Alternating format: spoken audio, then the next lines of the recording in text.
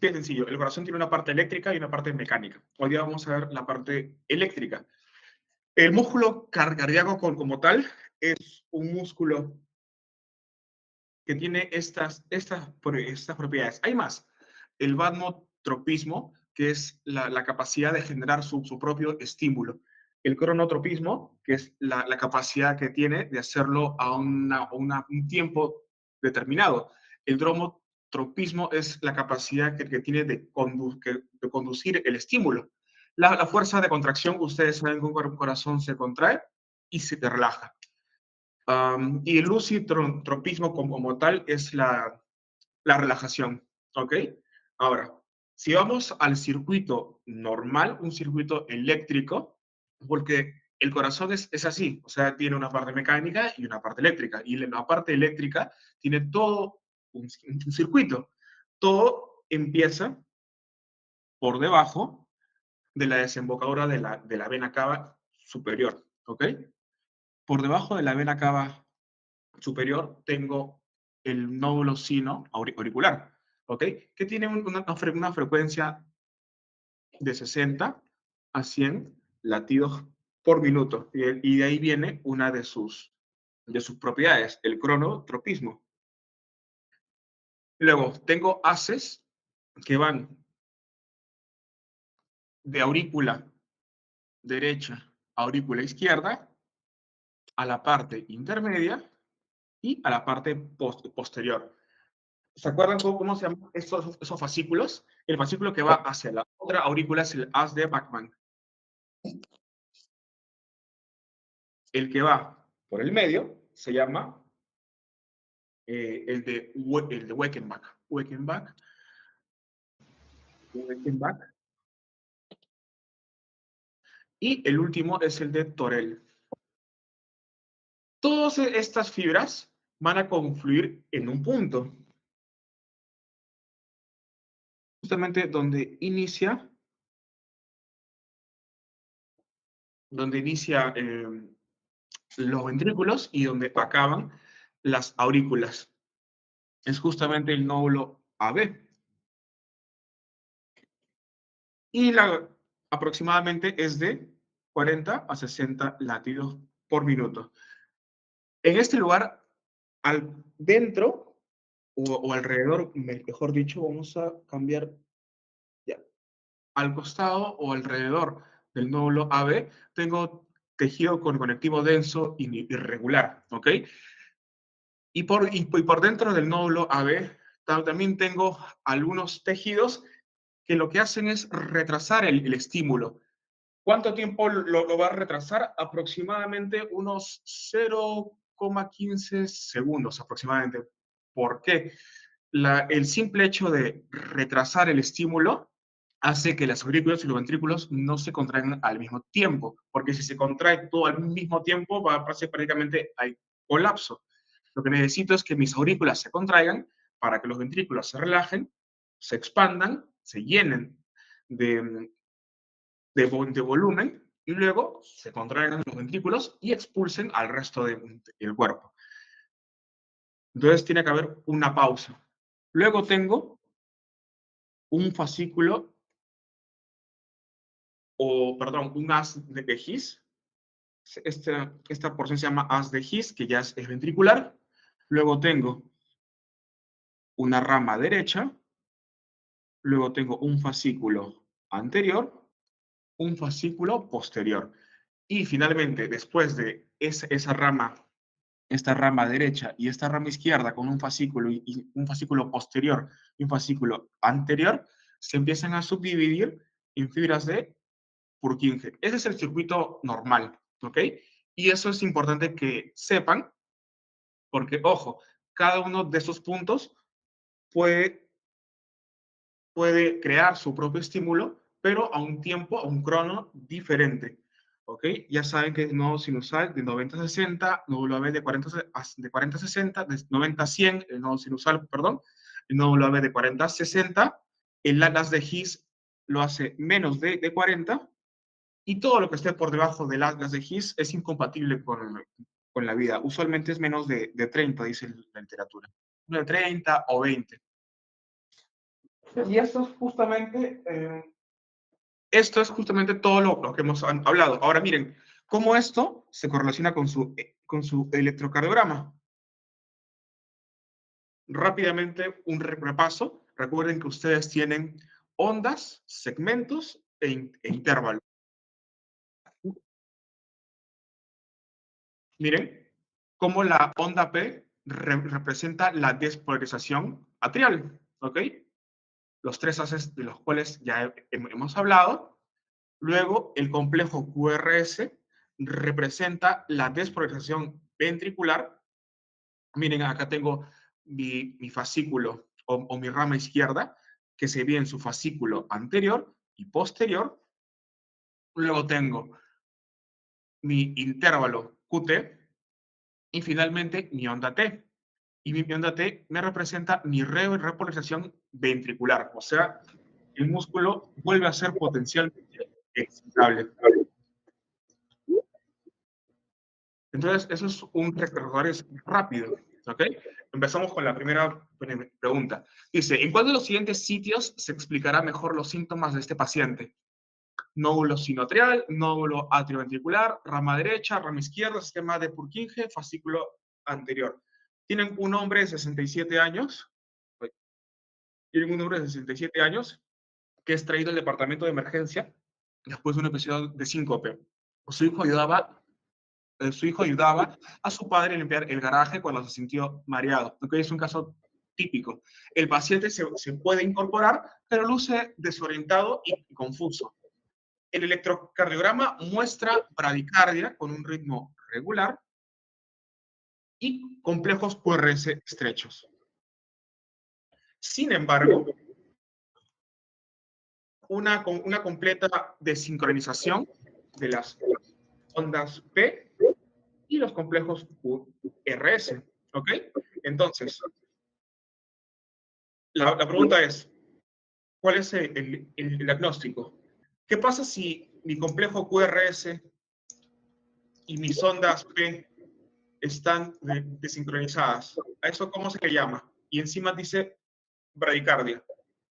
¿Será una taquiarritmia o una bradiarritmia? Una bradiarritmia de cajón, ¿ok? Entonces, ustedes recuerden los bloqueos. Hay bloqueo de primer grado, hay bloqueo de segundo grado, MOVITS 1, MOVITS 2 y hay bloqueo de tercer grado. ¿Ok? El MOVITS 1 es solamente el intervalo PR alargado. Solamente está alargado. ¿Cuánto es normalmente el intervalo? De 0.12 segundos a 0.20. ¿Ok? El MOVITS 1, que es un tipo de bloqueo de segundo grado, es que el PR se mantiene constante, es igual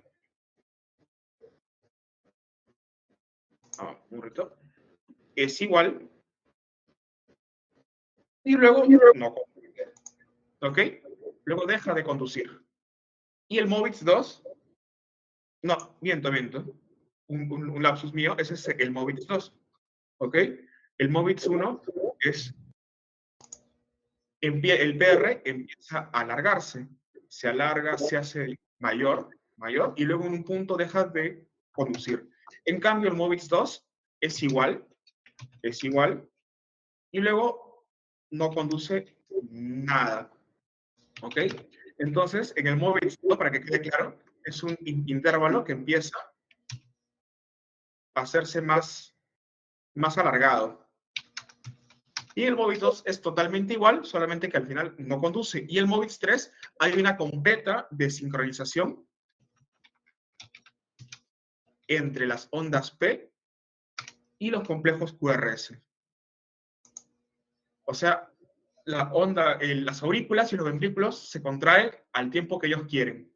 Ok, todo esto es bloqueos, todo esto es bradiarritmias. Les aconsejo que estudien un poco más. Ya saben, pero eso es lo que tienen que conocer y lo que siempre les van a preguntar en un examen. Los bloqueos, que son de tres tipos. Entonces, la pregunta es clara. ¿Dónde se retrasa el impulso? En el nódulo AB. Y el nódulo AB es el análogo al intervalo PR en el EKG. Por lo tanto, la respuesta es nódulo atrioventricular. Cuando ustedes vean un EKG con una prolongación del PR, esto es lo que se prolonga, ¿ok? No es más, miento, esto es lo que se prolonga. El PR no es más que el análogo al retraso fisiológico del nódulo AB, ¿ok? Compatible con una bradicardia. Siguiente.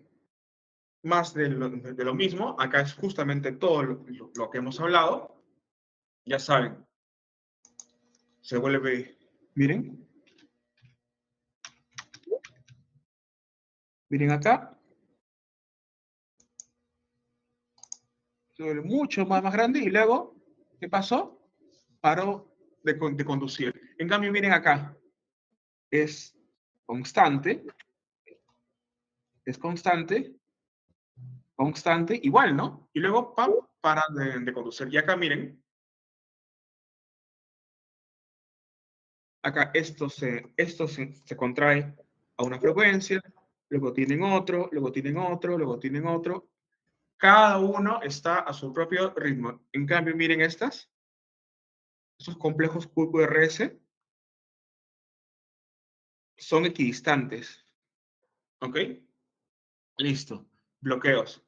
Segunda pregunta. Varón de 46 años es llevado al médico por dolor de pecho y disnea, una angina. No tiene otros problemas médicos conocidos, pero, pero sí tiene una vida sedentaria. No es fumador, se le somete a un test de cateterización. Durante el proceso, el catéter experimenta varios cambios en las presiones. Imagínense que ustedes son cardiólogos y tienen un paciente que tiene un problema en el corazón. Le han hecho un EKG, no encuentran algo más allá de lo evidente, prefieren hacer un método invasivo y van entrando, ¿ok? Pero cuando están entrando en el corazón, se dan cuenta que las presiones en las cavidades son diferentes y eso tiene que ver mucho con la fisiología cardiovascular. Primero, están entrando a una primera cavidad y llega a una presión máxima de 25 milímetros de mercurio, con un mínimo de 2 milímetros de mercurio. Luego el catéter sigue avanzando, ¿ok? Ustedes siguen entrando, encontrándonos otro cambio de 25 como máximo y de 10 milímetros de mercurio como mínimo. Entonces es un poco más, ¿ok? Asumiendo que el procedimiento es normal, la última lectura, o sea, se refiere a la última que hemos leído, que es esta, ¿con qué parte del corazón es compatible? ¿Ok? Vayan poniendo sus respuestas en el chat. Doctor, esta es la primera diapositiva o yo soy la que no veo. Ahí recién está saliendo. Sí. Ah, ya. Está normal. Aurícula derecha, aurícula izquierda, ventrículo derecho, ventrículo izquierdo. Chicos, esta es una pregunta netamente teórica, ¿ok? Tienen que recordar esto, que el lado derecho maneja volúmenes y el lado izquierdo maneja principalmente presiones, ¿ya? Las aurículas, independientemente si es derecha o izquierda, las presiones son mucho menores que los ventrículos. ¿Por qué creen que los ventrículos tienen sobre todo el izquierdo, tienen muchos más cardiomiocitos? Porque necesita vencer la resistencia de las válvulas que se oponen, ¿ok? Entonces, esa pregunta es netamente teórica. ¿Por qué? Porque ustedes cuando entran con un catéter, usualmente ingresan por la vena subclavia. ¿Para qué? Porque de la vena subclavia van a ir al tronco brachiocefálico venoso derecho y luego van a ir hacia la vena cava superior. Y de la vena cava superior ustedes desembocan en la aurícula derecha. Sí, simple. Usualmente las presiones que se manejan acá suelen ser teóricas, ¿ok? Suelen ser menos de 5 milímetros de mercurio. Sin embargo, las presiones que se manejan, y si ustedes siguen bajando, las presiones suelen aumentar un poco más, porque recuerden que pasan de aurícula a ventrículo. Las presiones de ventrículo derecho suelen ser un poco mayores y más que 5. Y luego ustedes van a ingresar por la aurícula izquierda, ¿ok?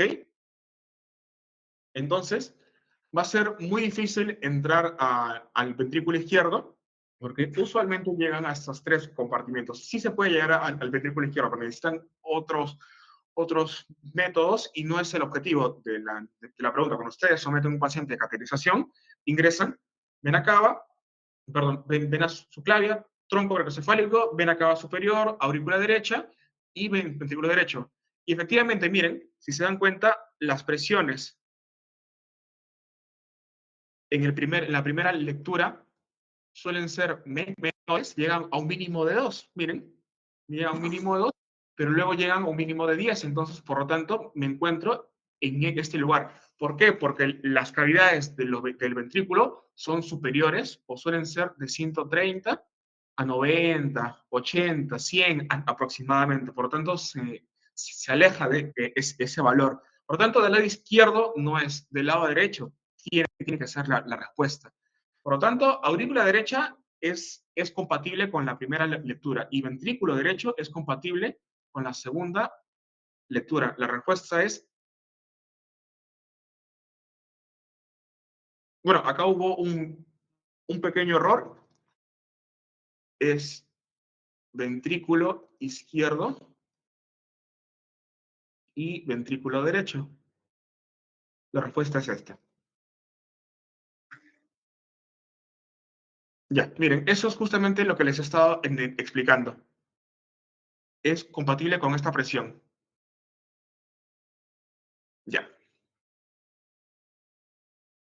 Ya, listo. Varón de 44 años, o mejor, primero lean la pregunta, luego las respuestas y luego nos comemos toda esa pregunta. ¿En qué lugar se produce normalmente? ¿Qué cosa? Cardiomyocitos atriales, duodenal, zona glomerulosa de la corteza, pars nervosa, arteriola aferente renal.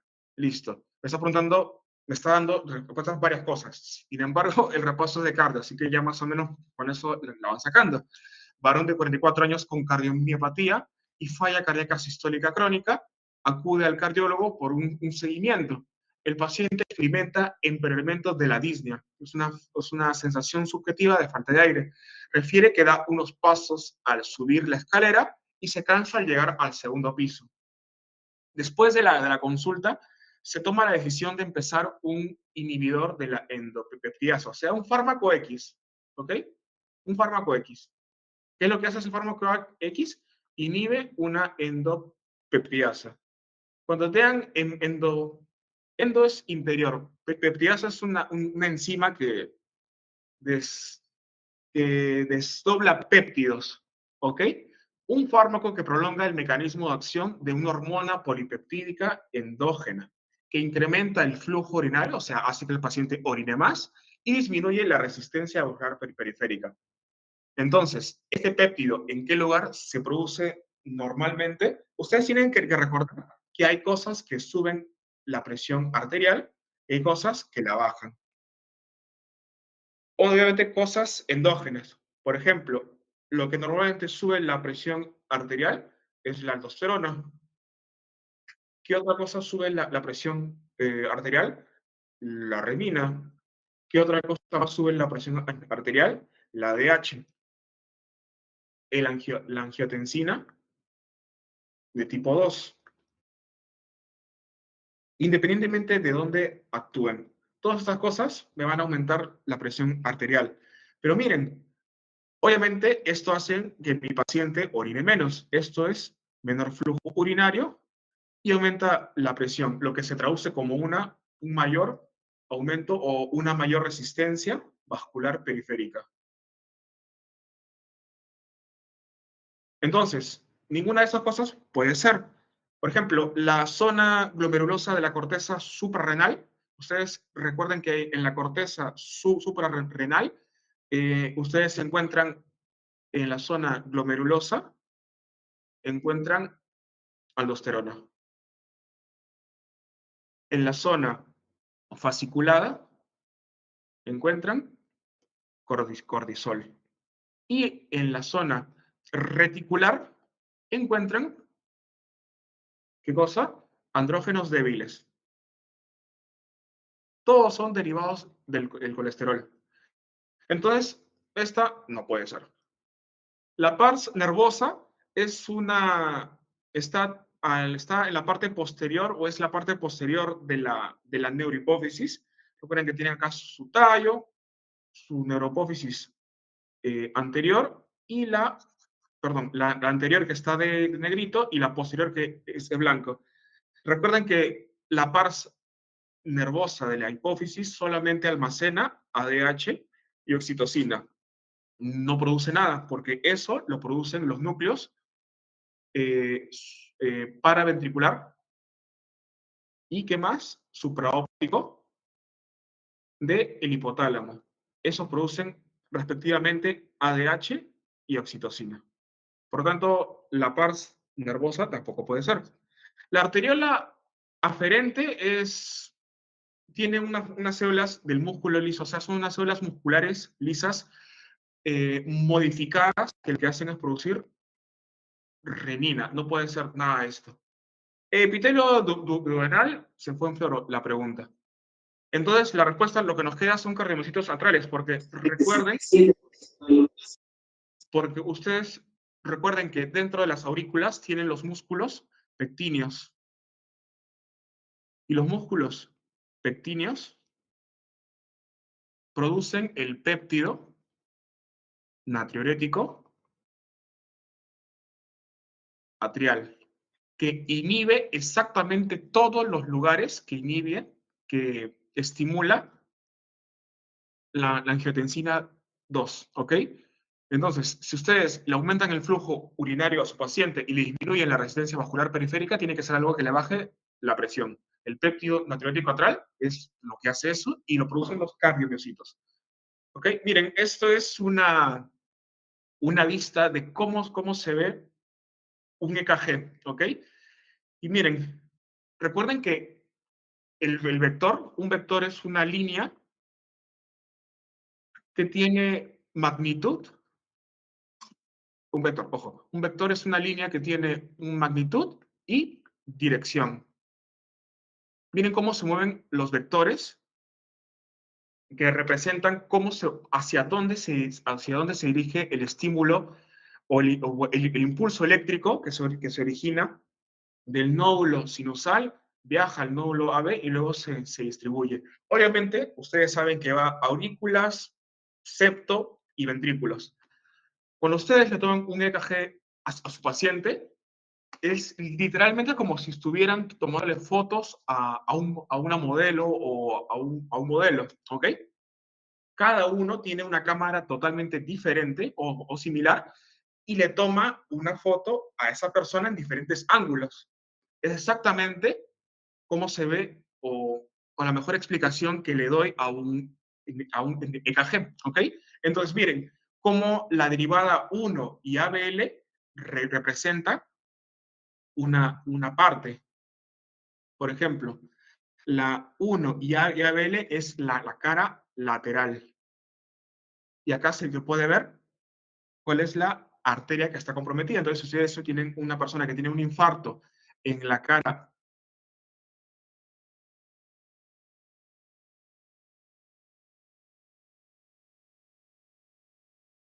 Doctor, no se oye. Doctor, su audio se...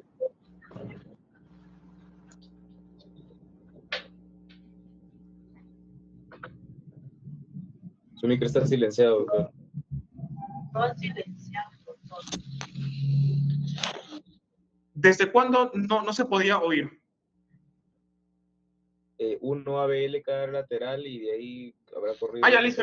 Uf, pensé que hace rato. Ya.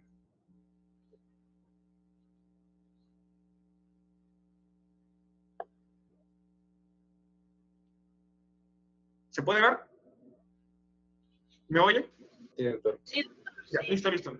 Miren, entonces, 1 y ABL es el área lateral del corazón y lo irriga la arteria circunfleja. 2, 3 y ABF siempre lo van a escuchar y siempre es preguntado, es cara inferior. Ustedes tienen que recordar esto. La cara inferior es la que usualmente se camufla con la gastritis. Entonces, usualmente es un paciente diabético que tiene un dolor retroesternal o epigastral y se camufla como si fuera una gastritis. Entonces, si va el paciente a la emergencia, usualmente, pucha, el que no quiere examinarlo o el médico que no sabe, pucha, dice, esto es una gastritis, hay que darle omeprazol, pero su paciente está infartando, así que ojo. Si tiene clínica o síntomas atípicos de una angina, no está de más hacerle un EKG o simplemente hablar con su paciente. Por ejemplo, B1, B2 es la anteroseptal. B3 y B4 es anteroapical. B5, B6 es anterolateral. Por ejemplo, estas tres son la arteria.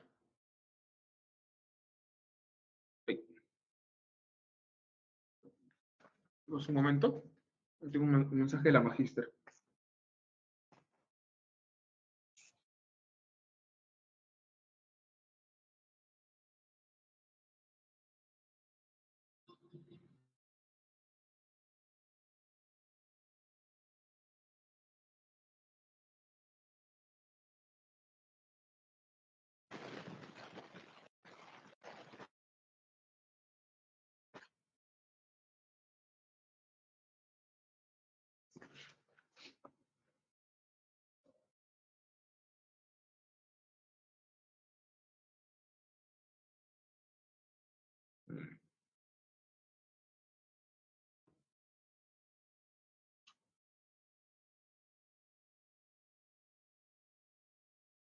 Ya.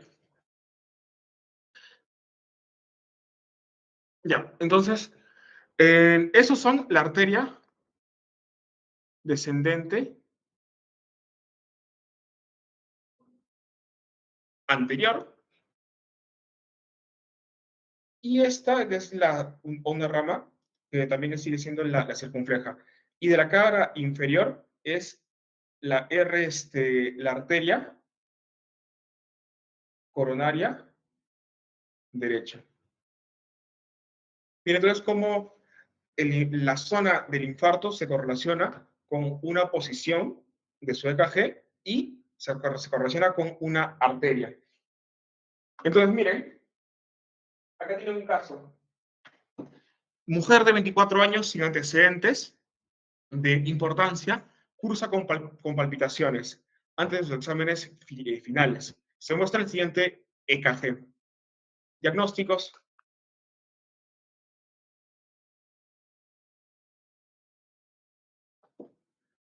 Siempre cuando les muestren un EKG, y eso lo digo para siempre, chicos, siempre tienen que pedir contexto.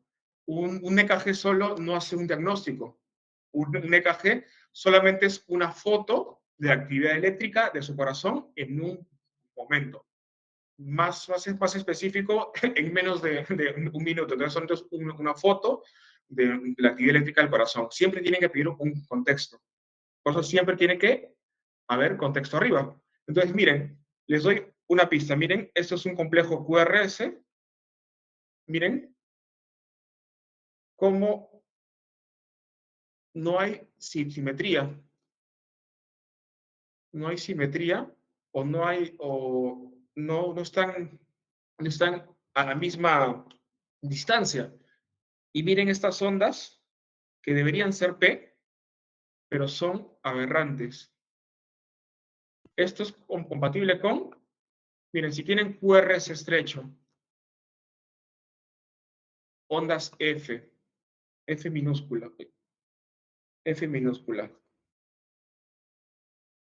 y es una taquicardia, esto es compatible con fibrilación auricular. Ahora, hay netamente, hay bastantes tipos de fibrilación auricular, pero la más común es la que siempre le van a preguntar, ¿ok?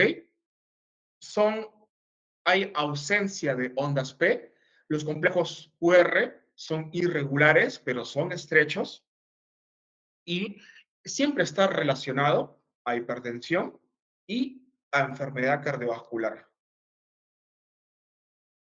Lo que siempre les pueden preguntar, o el caso típico, es algo que se llama el síndrome de el corazón de días libres o de vacaciones, que es una persona que abusó del alcohol y empezó a sentir palpitaciones.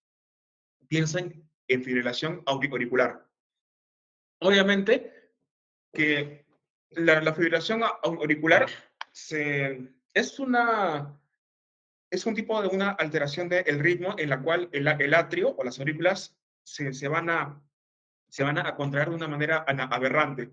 Una parte por ahí, otra parte por allá, y entonces eso va a dar origen a eventos cardioembólicos. Entonces, no se sorprendan si su paciente viene con stroke o viene con abdomen agudo vascular. ¿Cómo es esto? Es un tipo de abdomen agudo, pero usualmente es una persona que tiene un problema cardiovascular ya de base. Normalmente lo que se pregunta es un paciente de 60 años o de 50 años con diagnóstico previo de fibrilación auricular que empezó con un dolor abdominal súbito de 6 horas de evolución y que no mejora con ningún calmante. Piensen en que puede tener un abdomen agudo vascular. En otras palabras, un trombo se originó en las aurículas, viajó hasta una mesentérica o la arteria celíaca y la taponó. El stroke, el émbolo, viajó hasta, no sé, hasta la arteria cerebral media y la taponó. Tratamiento, anticoagulación, controlar el ritmo, quizás su paciente necesite un marcapasos, pero el tratamiento o cardioversión, o a veces el tratamiento definitivo es hacerle una ablación con catéter. Es destruir, cauterizar esos focos ectópicos que hay en los atrios. Listo. Entonces, ustedes díganme, miren, paciente masculino que refiere que siempre después de aumentar su PR, su récord personal en el gimnasio, refiere palpitaciones, sudoración y se muestra el siguiente trazado en el EKG. Añádenle que usualmente se toma dos vasos de cafeína, o bueno, 2 vasos mejor dicho, de café. Miren,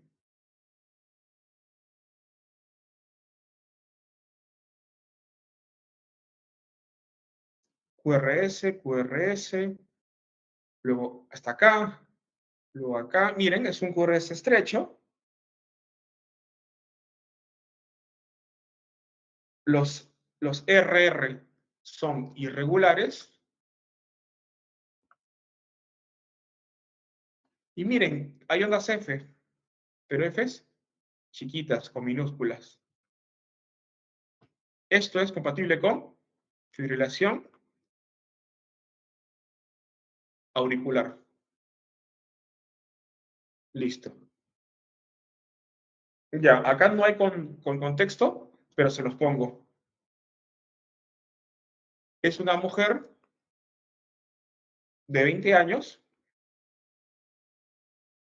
que cursa con palpitaciones, más disnea esporádica en momentos de estrés. Se tiene el siguiente EKG. Diagnóstico: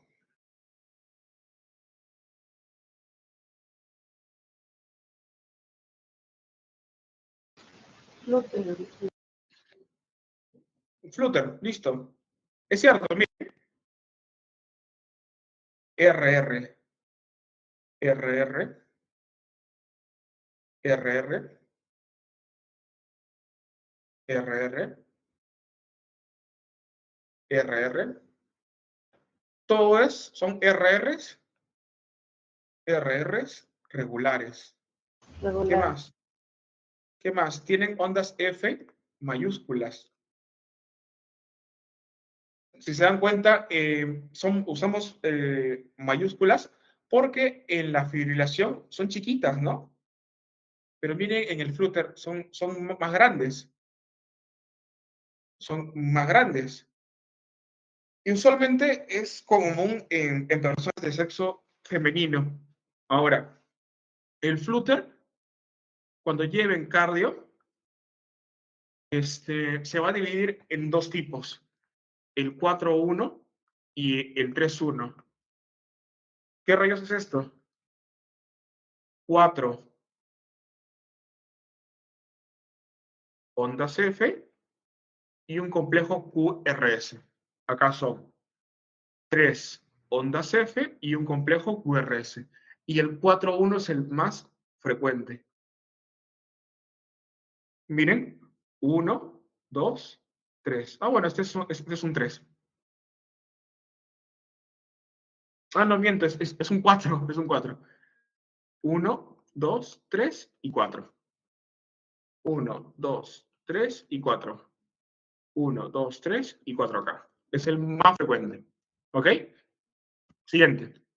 Miren, esto es justamente lo que ya les estaba explicando. Son, son las famosas ondas en forma de serrucho. ¿Ok? Y usualmente el tratamiento suele ser muy similar a la fibrilación auricular, pero le pueden agregar una ablación con un catéter entre la región tricúspide anular y la vena cava inferior, porque ahí es justamente donde se da principalmente los focos ectópicos del el Flutter. Mira, acá tengo un cuadro diferencial de cómo ustedes van a ver un EKG con un FA y lo otro es con un Flutter.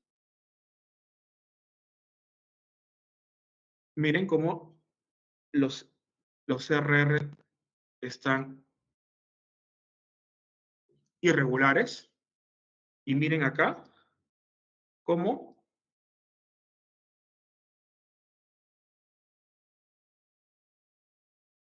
siguen un patrón.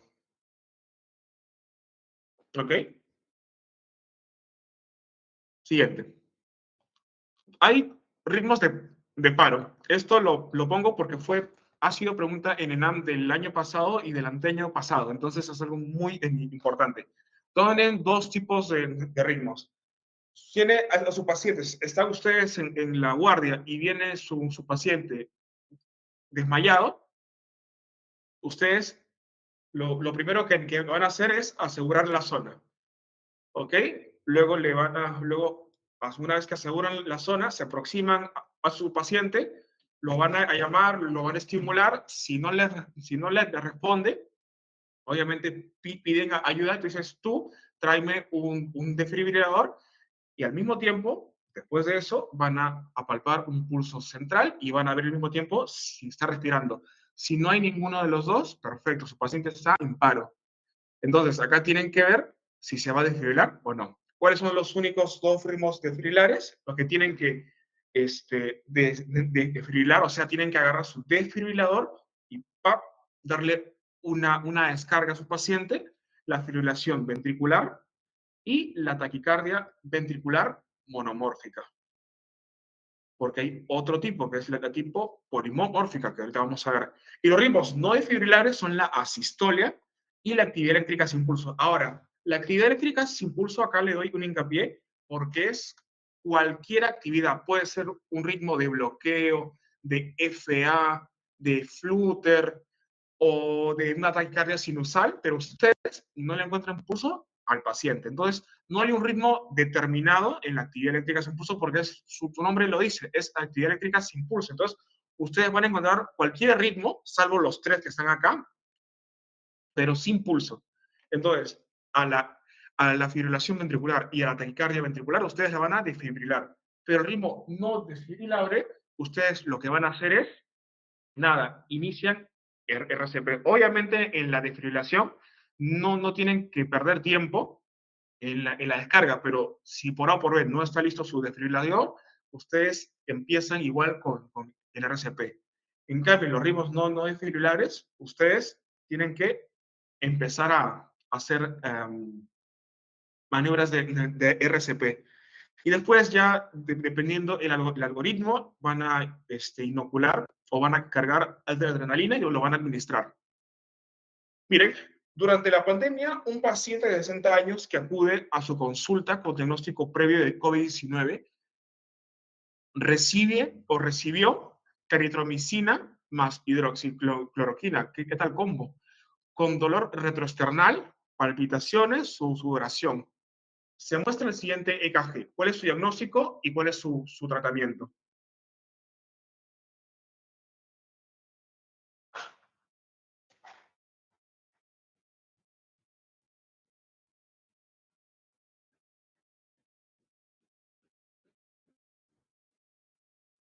Alguien que dígalo, alguien que lo quiera decir por el micrófono. Doctor, torsades de Point. Listo, eso es una taquicardia. Es una taquicardia ventricular, pero no es monomórfica. Recuerden que la monomórfica, los QRS, los complejos QRS son iguales, por eso viene de monomorfa, o sea, de una sola forma. Esta es de varias formas, por eso se llama polimórfica. Taquicardia ventricular polimórfica. Lo que tienen que hacer ustedes primero es estabilizar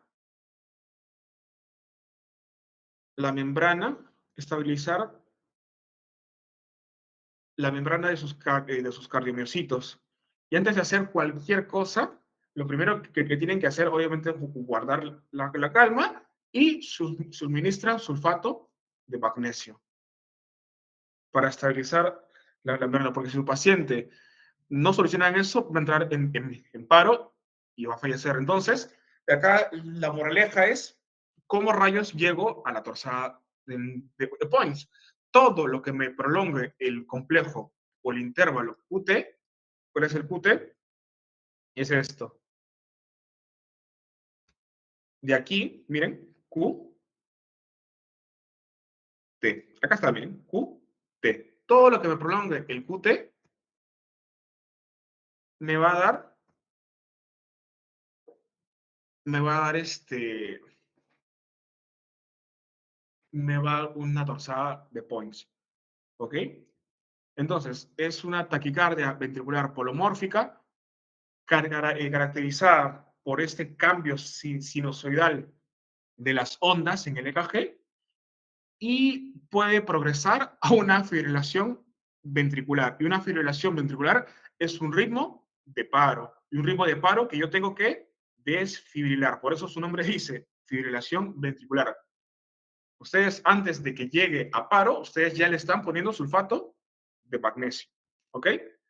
Cosas que pueden hacer que el QT se prolongue, pueden ser algunas drogas o unos fármacos, hipocalemia,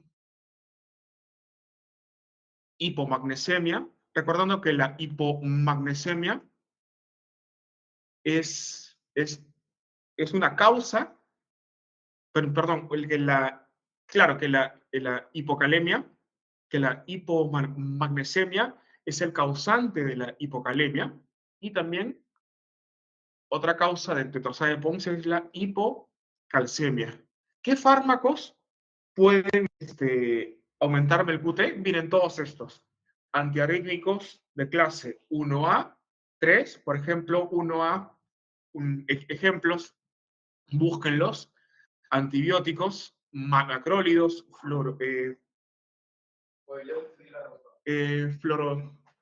fluoroquinolonas, Macrólidos, por ejemplo, la eritromicina.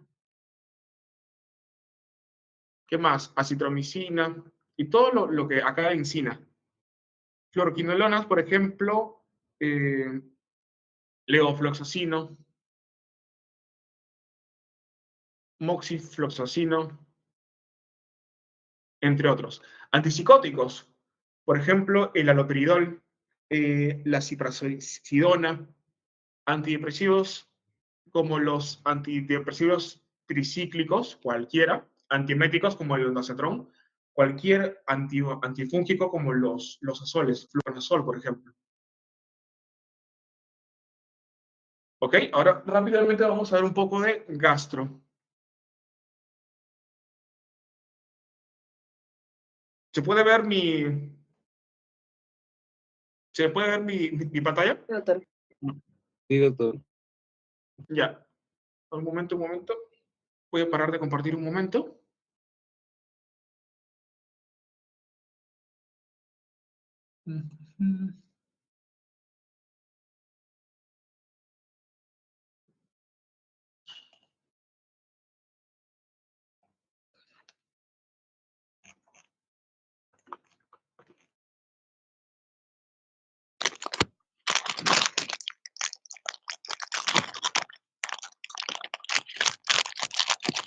Disculpe, ¿podrían mutearse? Gracias.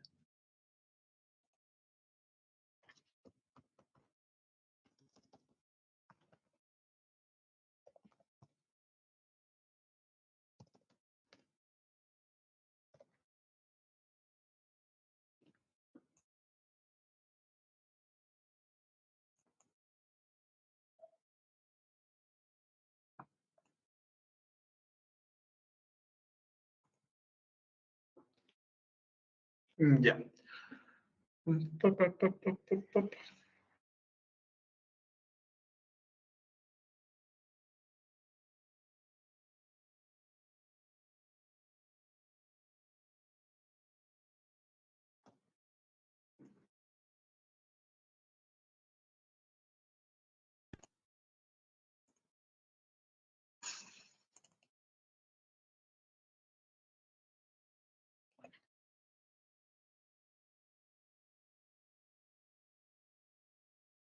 Ya.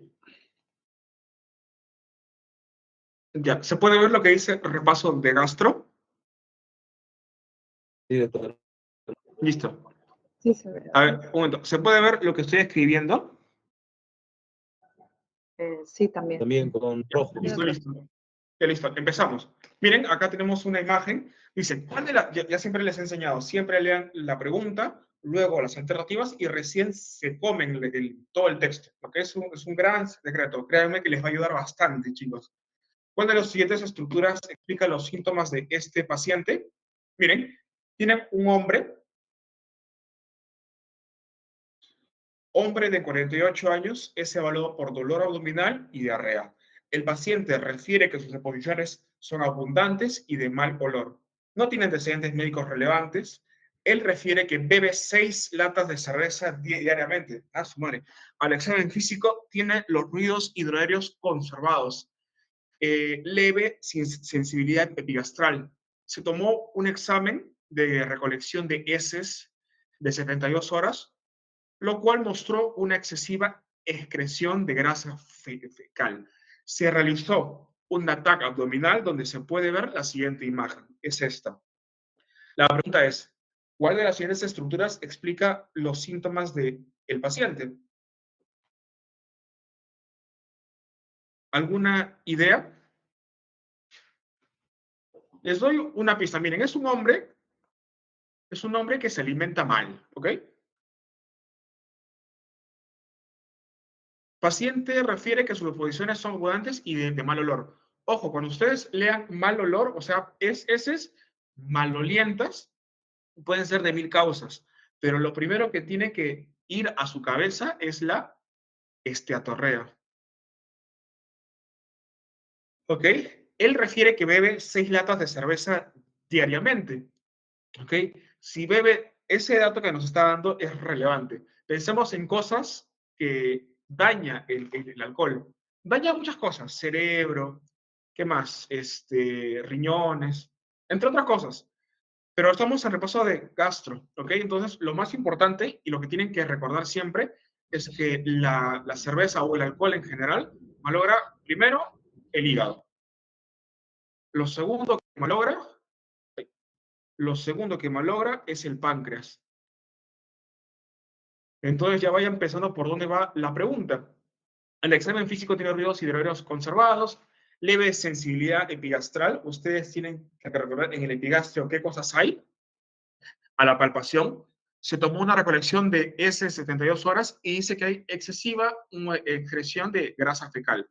Listo, esto nos confirma la presencia de esteatorrea. Esteatorrea quiere decir grasa en las heces, que no debe haber. Se realizó un ataque abdominal y se muestra esta imagen.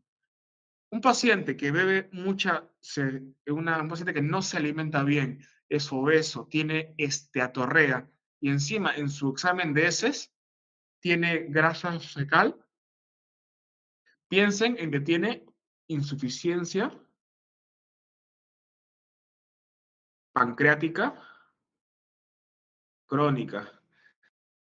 Recuerden que el páncreas produce peptidasas, lipasas, amilasa, pero la lipasa es la que ayuda a desdoblar, a acordar y a que se digiera bien la grasa. Por lo tanto, la respuesta es el paciente efectivamente tiene insuficiencia pancreática crónica. La pregunta es, ¿cuál de estos es el páncreas? La B, doctor. La B. La respuesta es la B. Miren, entonces miren, acá tienen el páncreas. Esta es la segunda porción del duodeno, donde desemboca el esfínter bueno, donde está el esfínter de Oddi, y donde va a, donde el conducto pancreático mayor o de Wilson va a desembocar, ¿ok? Es de Wilson. Sí, el conducto de Wilson, efectivamente. Esta es la vena cava inferior, esta es la aorta abdominal. Este es el yeyuno. Pero básicamente, miren, este es un paciente que tiene esteatorrea. Recuerden esto, ¿qué es menos denso? O lo que tiene menos densidad es lo que siempre va a estar arriba de una suspensión que tiene agua. Ustedes recuerden que si tienen un vasito con agua y le echan grasa, las gotitas de aceite quedan suspendidas, ¿no? Porque el aceite es menos denso que el agua, por lo tanto, flota. Entonces, si un paciente les dice que sus heces flotan, que sus heces huelen mal, es un paciente que probablemente Doctor, se disculpe, alimenta se lo escucha demasiadas bien grasas. entrecortado. ¿Ah? ¿Aló? Ya. Entonces, miren, es un paciente, la insuficiencia pancreática es debido a pancreatitis crónica, a fibrosis quística o a un tumor de tipo obstructivo.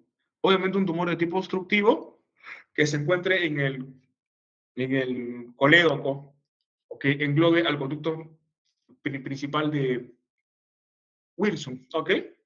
Y esto causa que las vitaminas que son liposolubles, que es el famoso acrónimo ADEC, no se digieran, ¿ok?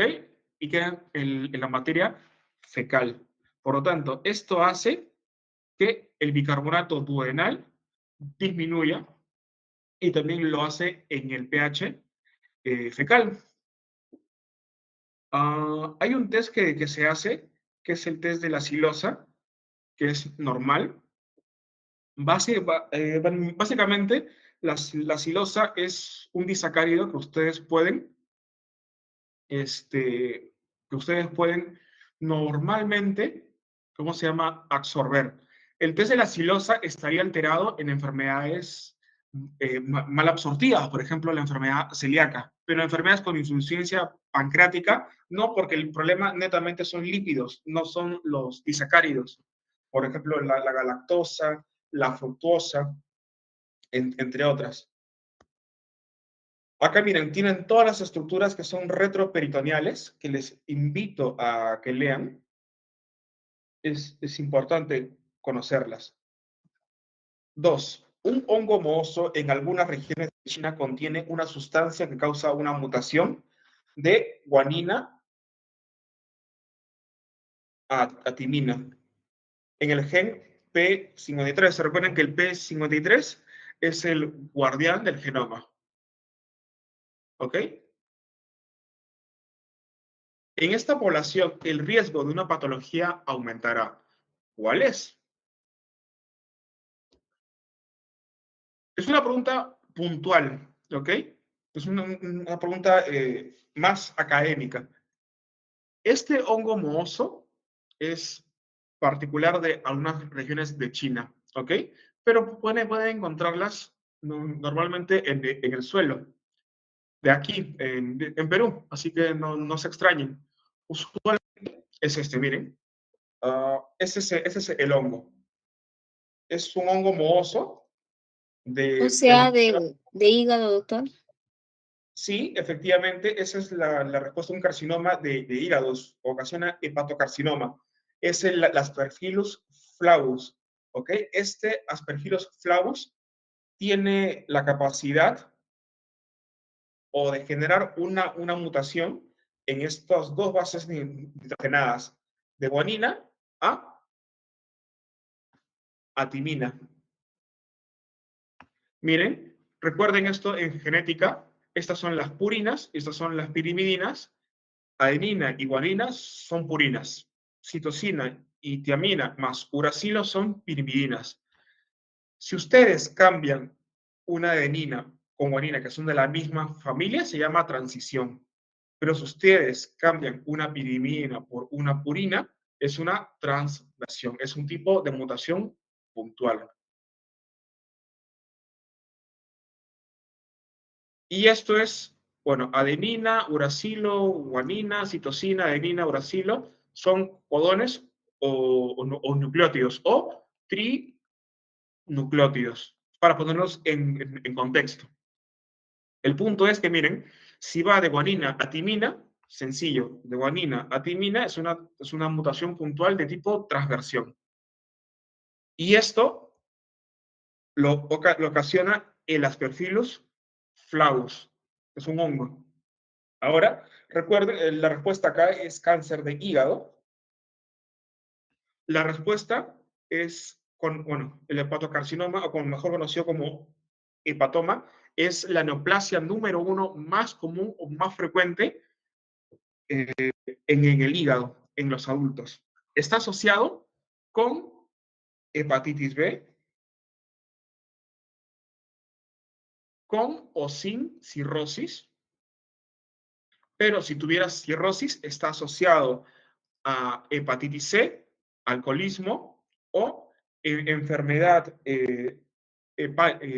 hepática grasa no alcohólica, enfermedades autoinmunes, hemocromatosis, enfermedad de Wilson, que son depósitos de cobre, y deficiencia de alfa-1 antitripsina. Recuerden que la deficiencia de alfa-1 antitripsina, y lo vimos hace 2 semanas, que siempre es un paciente que tiene problemas en el pulmón y tiene problemas en el hígado. Recuerden que la alfa-1 antitripsina está netamente relacionada con la elastasa. Esto va a causar en su paciente, para empezar, hepatocarcinoma o hígado graso y, bueno, y enfisema en el pulmón. Miren, si ustedes tienen un paciente con hepatocarcinoma, siempre van a tener esta triada: hepatomegalia, hígado grande, anorexia, pérdida del apetito, e ictericia. Si tienen eso, se sacaron la tinca, tienen un hepatocarcinoma. Ya, ustedes pueden, para hacer el diagnóstico, y les pueden preguntar eso: tiene un marcador que es la alfa-fetoproteína aumentada. Eso es importantísimo. Ante la duda, siempre al final sacan una biopsia. ¿Ok? Simple. Siguiente pregunta. Es una pregunta un poco larga. Vamos a leer primero la pregunta como tal. ¿Cuál será Doctor, el diagnóstico más probable de este doctor, paciente? Dígame. doctor, no se le escuchó bien. ¿Cuál era el marcador que decía? Alfa-fetoproteína. Esa pregunta es típica, ¿ok? Hepatocarcinoma, alfa-fetoproteína. Ok, doctor, muchas gracias. Listo. ¿Cuál será el diagnóstico más probable de este paciente? Estatosis hepática, hemocromatosis, infección por hepatitis B, infección por hepatitis C. Estatosis no alcohólica. Es un hombre de 32 años, acude a consulta por varios meses de fatiga y pérdida de peso. ¿Ok? ¿Ok? Un poco vaga la descripción. Su historia recalca que bebe bebidas alcohólicas, valga la redundancia, de 1 a 2 veces diariamente. Tiene un historial de uso de drogas. Ojo acá, esto ya es un factor de riesgo. Intravenosas encima. Es sexualmente activo con su enamorada. Otro factor de riesgo. El paciente ha tenido una madre con hipotiroidismo. Bueno, su temperatura es de 32 grados, una presión de 110/70, normal, 36, normal, 110/70, normal, un pulso de 65, normal, respiración de 18. Todo es normal, pero los antecedentes son muy importantes. El resto del examen físico es normal. La biopsia de hígado obtenida muestra unos hepatocitos grandes, gránulos finos, homogéneos y citoplasma pálido rosado.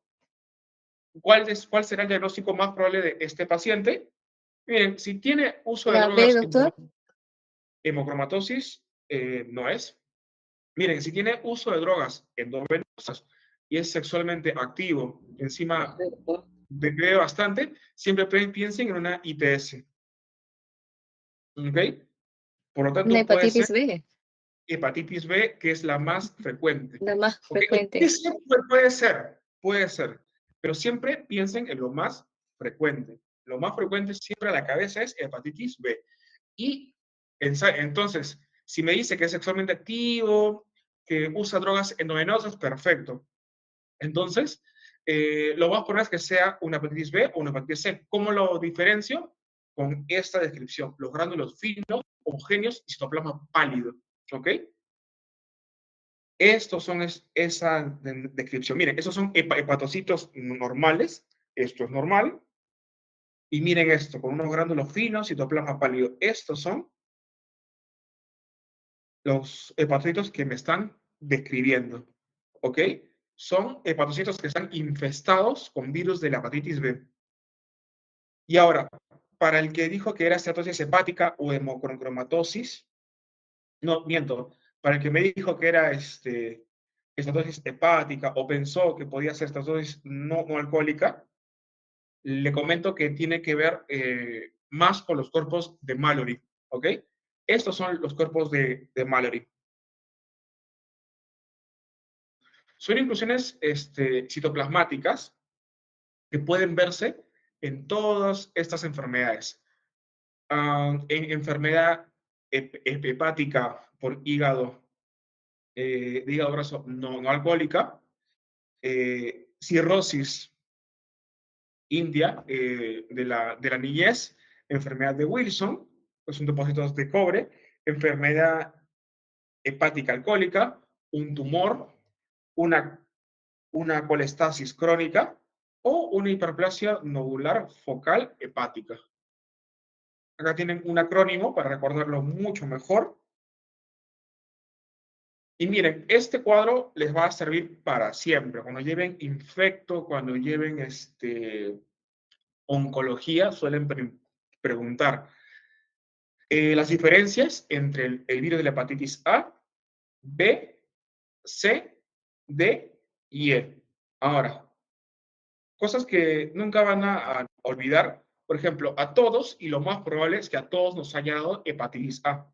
Es un tipo de picornavirus, la transmisión es fecal oral, la incubación es corta, dura semanas nada más, y usualmente afecta a niños. En niños suele ser asintomático, pero el problema está cuando afecta a adultos. Cuando afecta a adultos, usualmente es de niño a adulto, y suele ser como un catarro, y suele autolimitarse. Adultos, como un catarro, una gripe que se autolimita. El pronóstico es bueno, no cronifica. Y miren lo que se puede ver en la biopsia. Estas son las características de la biopsia. Ustedes van a poder responder mucho mejor cuando las lean. La B es un tipo A. Es el único que es un virus DNA. Entonces, recuerden, las cosas más frecuentes y las excepciones a la regla suelen ser preguntas de examen. Es un virus DNA, es un hepatinavirus, puede ser transmitido por sangre, por vía sexual o perinatal. La incubación usualmente es más larga, dura meses. Y ahora, da síntomas inespecíficos, ¿ok? Puede dar aumento de las bilirrubinas, puede dar un patrón hepático más que colestásico, pero suele ser síntomas inespecíficos, fiebre, artralgias, rash. Pero hay que recordar que la hepatitis B suele progresar, no es muy común, pero suele progresar a hepatocarcinoma. Hay uno de estos virus que es mucho más frecuente que me haga cirrosis o hepatocarcinoma. El pronóstico es bueno dependiendo la condición de mi paciente. Obviamente, si son neonatos, el sistema inmune es inmaduro, el pronóstico es peor. Y acá es justamente todo lo que hemos hablado, una de sus características en la biopsia. La hepatitis C es la que cronifica, ¿ok? Es la que cronifica y cronifica mal. C de cirrosis, C de carcinoma.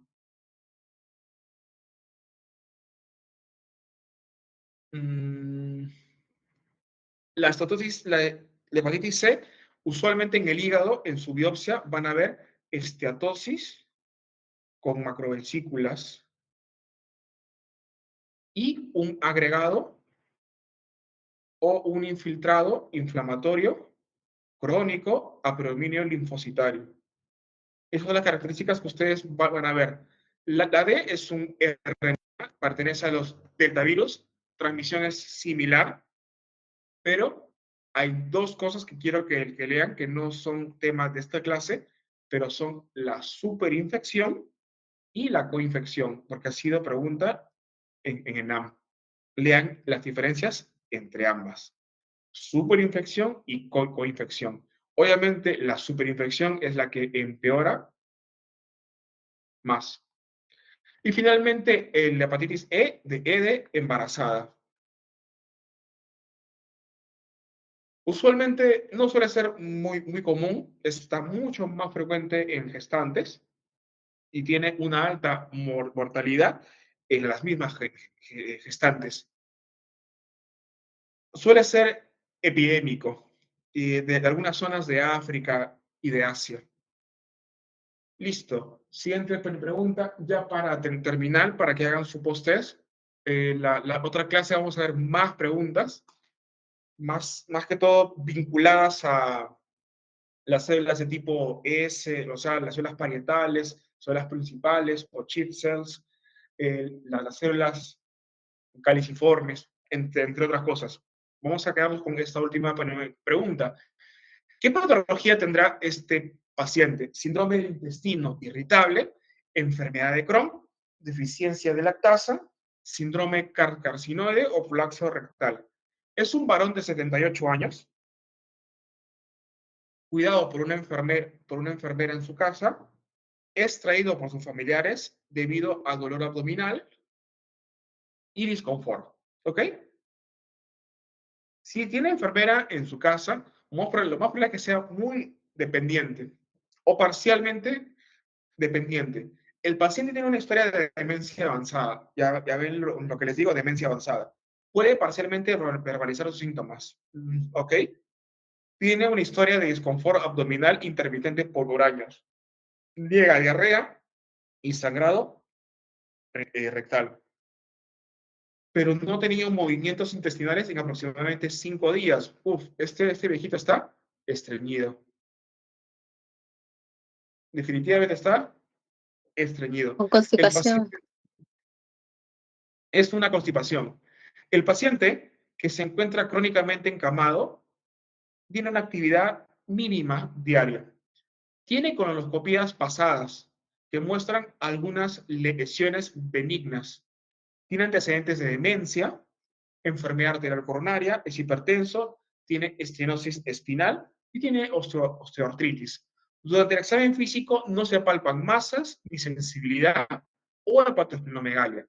Se administra polietilenglicol y produce movimientos gástricos dentro de las primeras 24 horas. ¿Qué patología tiene? Ojo, es un viejito. Es un viejito que no se mueve. Que no se mueve y está constipado o está estreñido. Ojo, tiene la misma pregunta, se los dicen, siempre leen, siempre confíen en lo que la información que le dice es su pregunta. Tiene colonoscopías pasadas que me dicen que no tiene nada, ¿ok? Así que descarto prolapso rectal, descarto enfermedad de Crohn. Ahora, el síndrome de intestino irritable podría ser, sin embargo, es un viejito que no se mueve. Es un viejito que realmente, el intestino de colon irritable se basa Seguí en el unos 4, doctor. se basa, un momento, se basa en unos diagnósticos, unos parámetros muy bien definidos. Y para rematar, es un diagnóstico de exclusión. Cuando ya no encuentren ninguna otra causa, voy a ese diagnóstico. Les invito a que lean los criterios de Roma número 4, que es usualmente es un paciente que tiene periodos de diarrea y tiene periodos de constipación. Mi pacientito de acá tiene constipación, pero no tiene diarrea. No puede ser síndrome de intestino colon irritable. Ahora, tengo síndrome carcinoide y deficiencia de lactasa. Siempre piensen en lo más frecuente. Ojo, mientras ustedes van aumentando su edad, las enzimas que tienen ustedes en su cuerpo tienen menor actividad. Y de todas esas enzimas, la que suele disminuir más mientras ustedes van envejeciendo más es la lactasa. La lactasa es la que divide o la que cinde, la que rompe un disacario muy importante que es la galactosa. La galactosa se divide en dos. ¿Alguien recuerda en qué se divide? No, perdón, la lactosa, miento. La lactasa rompe, escinde la lactosa. La lactosa es un disacárido que viene de dos monosacáridos, que son la galactosa y la glucosa. Si rompo la lactosa con mi lactasa,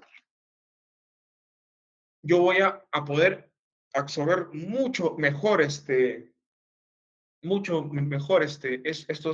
monosacáridos.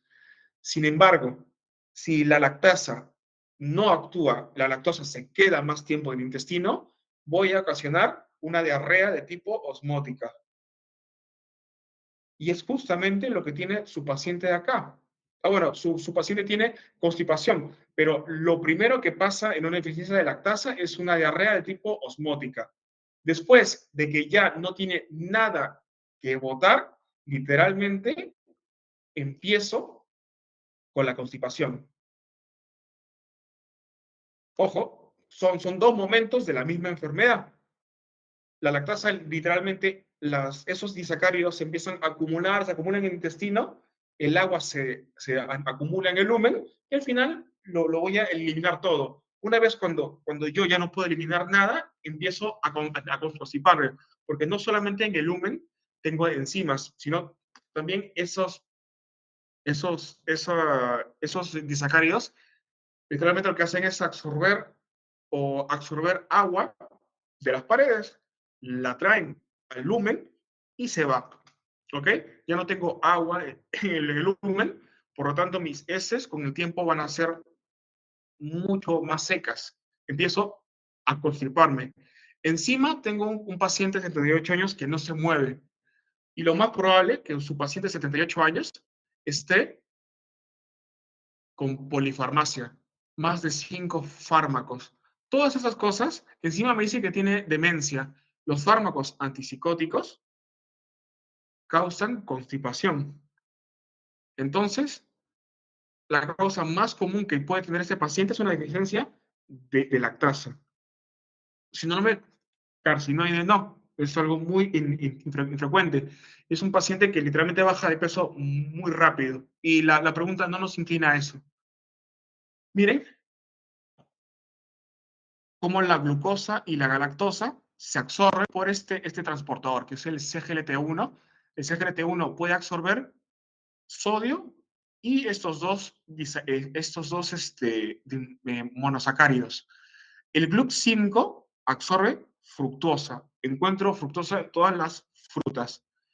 Y miren cómo por la membrana vasolateral puedo eliminar mi fructosa, mi galactosa, hacia el intravascular. Miren, conforme pasa el tiempo, la deficiencia de lactasa se hace más, ¿cómo se llama? Se hace mucho más notoria. Entonces, si sus abuelitos o si su papá tiene más de 60 años o 50 años y le cae mal la leche, el queso, el yogur, netamente es lo más probable es que sea por una deficiencia de lactasa, que al principio lo va a llevar a diarreas y con el tiempo va a empezar a constiparse. ¿Ok? Bueno, chicos, eso sería todo por esta sesión. Nos hemos pasado un poco de tiempo, pero igual ahorita lo que voy a hacer es compartirle el link del post-test.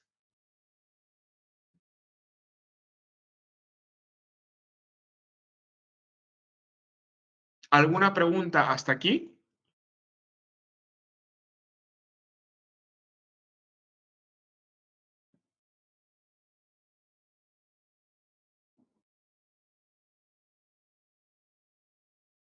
Un momento, un momento. Doctor, Quiero compartirles el post-test porque sin el post-test resuelto es como que si no hubieran entrado. Mm,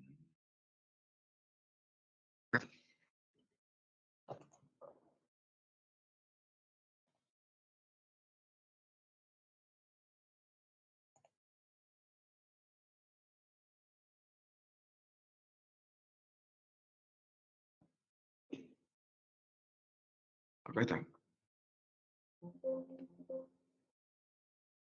Ah, qué bacán. Ya está.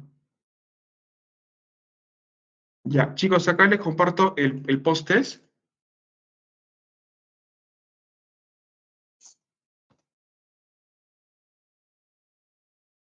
Sí, o sea, en general, primero hay una diarrea osmótica, pero a largo plazo hay una constipación en la deficiencia de lactosa. O sea, porque nada en medicina es absoluto, chicos. Nada, absolutamente. O sea, ustedes pueden leer en la teoría algo y a la final y al cabo su paciente experimenta otra cosa. Pero usted dice, pero yo leí esto. Sí, es que hay momentos de la enfermedad y no todos somos iguales. Porque por eso les invito a leer siempre.